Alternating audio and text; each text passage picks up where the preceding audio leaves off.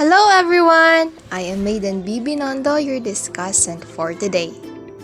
Today, I'm going to discuss about the period of enlightenment. Before we proceed to our main discussion, let's talk about our pre-discussion. First, who are the principal leaders and other propagandists of propaganda movement? Second, what are the works and contribution of the propagandists? Let's move on to our objectives or what to expect in our discussion about the topic. First, define the principal leaders and other propagandists that contributes in propaganda movement. Second, determine what are the highlights and contributions of the propagandists that they have done for the country. And lastly, value the propagandist effort to restore every Filipino's freedom of speech, of the press, assembly, and for redress of grievances. And now, let's proceed to our lesson for today. Graciano Lopez Jaena, a most notable hero and genius of the Philippines. Graciano Lopez Jaena was born on December 18, 1856 and died on January 20, 1896. The pride of Haro Iloilo, he won the admiration of the Spaniards and Europeans. He is a known writer and orator in the Philippines. From Valencia, he moved to Barcelona where he established the first magazine La Solidaridad. This later became the official voice of the Asociación Hispano de Filipinas, a Filipino-Spanish association, composed of Filipinos and Spaniards who worked for reforms in the Philippines.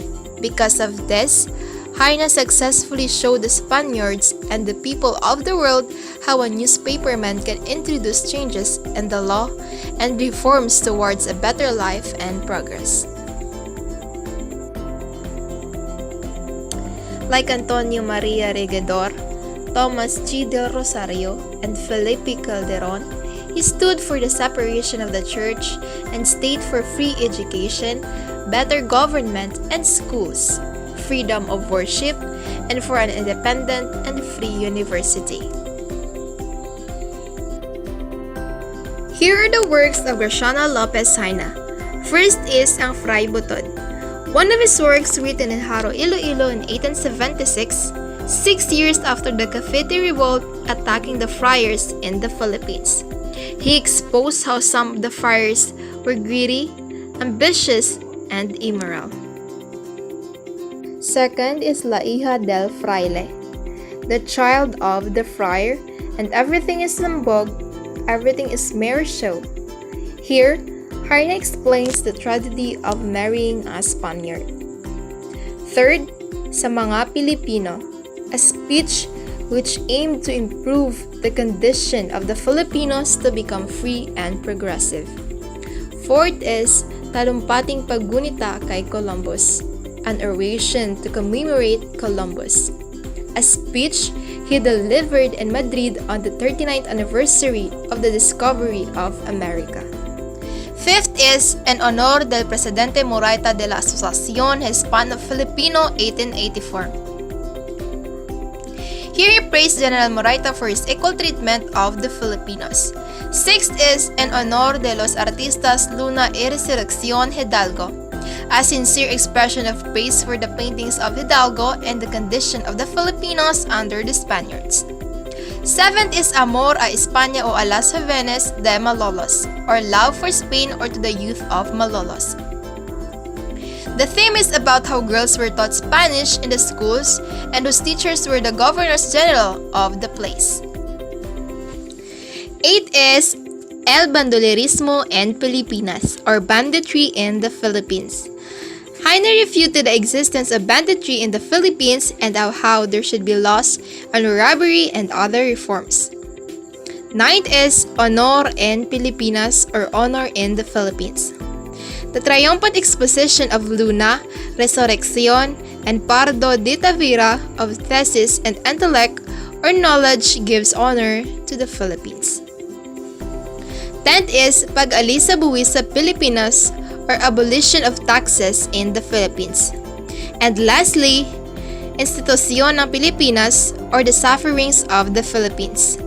Haina refers here to the wrong management of education in the Philippines, 1887. Here are the other propagandists. First is Antonio Luna. Antonio Luna was a pharmacist who was banished by the Spaniards to Spain. He joined the propaganda movement and contributed his writings to La Solidaridad. Most of his works dealt with Filipino customs and others were accusations about how the Spaniards ran the government. His pen name was Taga-Ilog and he died at the age of 33 in June 1899. He was put to death by the soldiers of Aguinaldo because of his instant rise to fame, which became a threat to Aguinaldo. Here are some works of Antonio Luna. First is The Noche Buena or The Christmas Eve. It pictured the true Filipino life. Second is Si Divierten or How They Diverted Themselves. A dig at a dance of the Spaniards where the people were very crowded. Third is La Tertulia Filipina or a Filipino conference or feast. Depicts a Filipino custom which he believed was much better than the Spanish.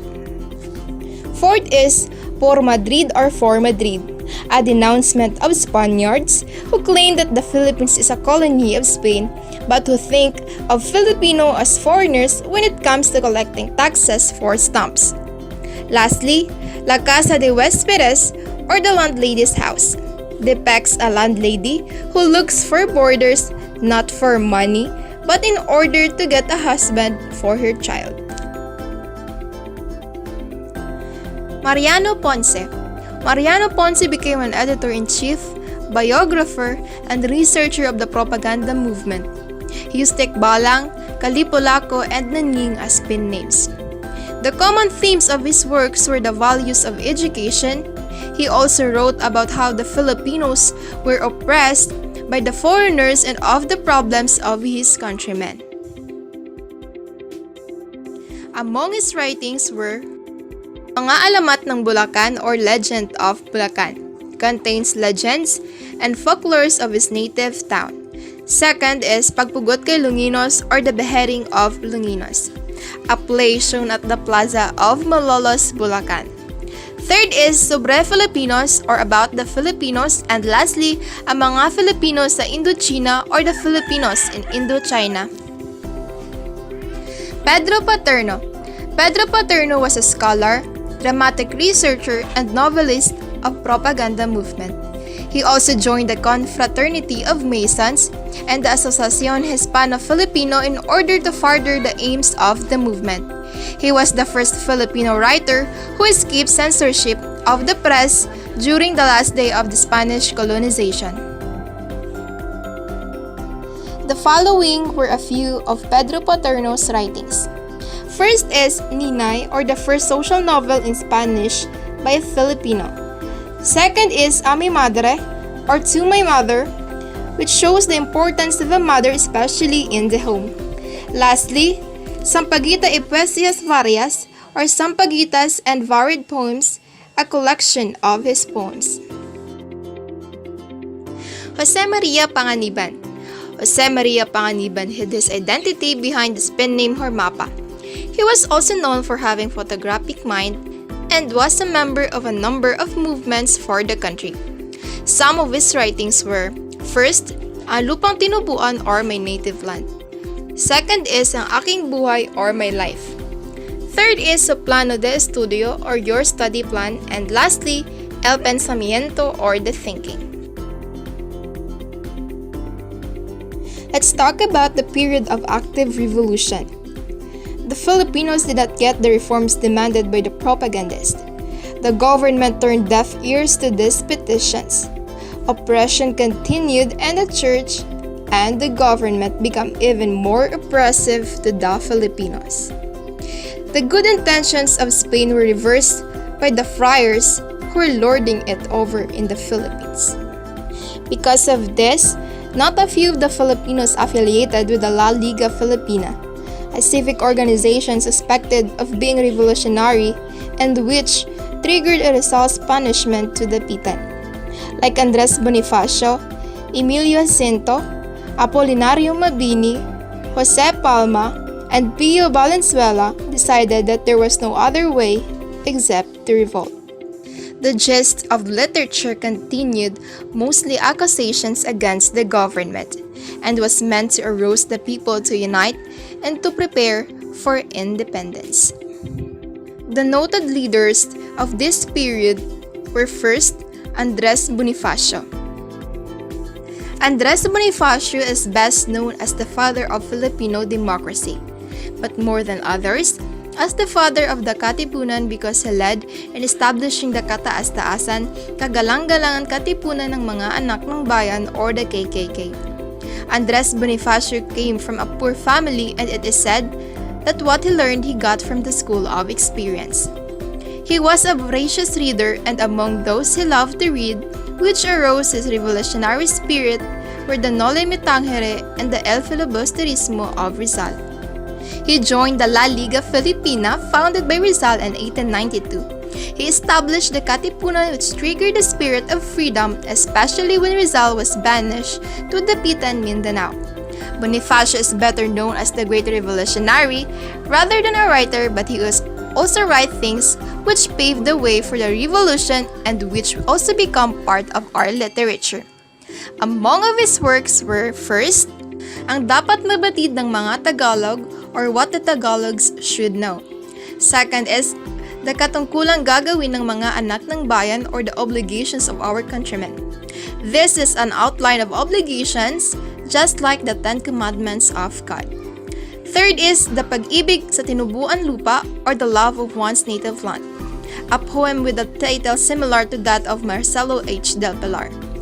Lastly, Angulingpa Alam or the Last Farewell, a translation of Mi Ultimo Adios of Rizal in Tagalog. Apolinario Mabini. Apolinario Mabini is known in literature and history as the sublime paralytic and brains of the revolution. He was born in Talaga, Tanawan, Batangas on July 22, 1864. Because he was born of a poor family, he had to work in order to study. He became known to his professors and classmates at Letran and the UST because of his sharp memory and the simple clothes he used to wear throughout his schooling. He became the right hand of Emilio Aguinaldo when the latter founded his republic in Malolos.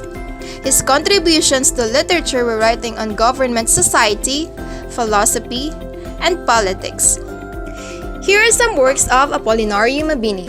First is El Verdadero Decalogo, or the True Decalogue or 10 Commandments. This was his masterpiece and his aim here was to propagate the spirit of nationalism. Second is El Desarrollo y Caída de la República, or the Rise and Fall of the Philippine Republic. Third is Sa Bayang Pilipino or to the Filipino Nation. And lastly, the Pahayag or the News. Emilio Jacinto. Emilio Jacinto was the intelligent assistant of Andres Bonifacio in the establishment of the Katipunan. He is called the brains of the Katipunan and edited Kalayaan or the Freedom, a Katipunan newspaper. Bonifacio withdrew his writing of the Cartilla in deference to Jacinto's work as secretary of the Katipunan. His Cartilla was the one followed by the members of the organization. Here are the few of his writings. First is the Cartilla ng Katipunan or the primer book on the Katipunan. Second is Liwanag at Dilim or the Light and Darkness, a collection of essays on different subjects like freedom, work, faith, government, and love of country. Third is A Mi Madre or To My Mother, a touching ode to his mother. And lastly, A La Patria or To My Country, his masterpiece. The other revolutionist is Jose Palma. Jose Palma became popular because of his Himno Nacional Filipino or the Philippine National Anthem, which was set to music by Juan Felipe. He was born in Tondo, Manila on June 6, 1876.